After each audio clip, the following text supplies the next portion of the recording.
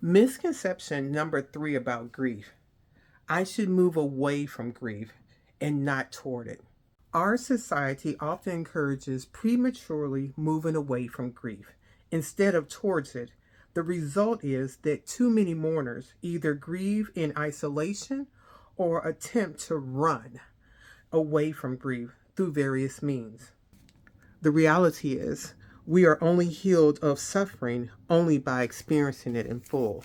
Shortly after the death, for example, mourners are expected to be back to normal. Mourners who continue to express grief outwardly are often viewed as weak, crazy, or self pitying. The subtle message of shape up and get on with your life, the reality is disturbing. Far too many people view grief as something to be overcome instead of something to be experienced. Because they don't want to talk about death. So if you demonstrate an absence of mourning behavior, it tends to be more socially acceptable.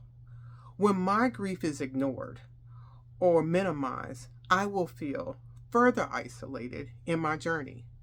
I must continually remind myself that leaning toward and not away from the pain will facilitate my inevitable healing. Those were prompts from the book Understanding Your Grief: 10 Essential Touchstones to Finding Hope and Healing. This is a book that I used during the first part of my grief journey after my husband passed of a major heart attack. Allow me to share with you what my response was to that prompt. Me. Over the past 2 weeks, I have returned to journaling. I stopped trying to hold in my pain of losing Mark, trying to be more vocal to others about my feelings, crying out more to God. I feel less bound.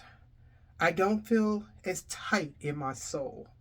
The pain of losing, next page, Mark still exists, but I'm no longer trying to hold up the demands of my feelings. I am letting it flow. I do feel like there is hope. Before, I did not see much. I am learning to be honest with myself, with others, and with God about how I feel. I cannot rush this process. I cannot rush it.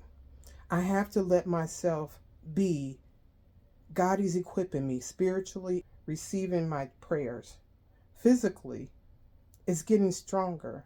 I'm walking up instead of down, from the 5th floor to a couple of times a day. I am reconnecting with my friends. I had to shout out loud.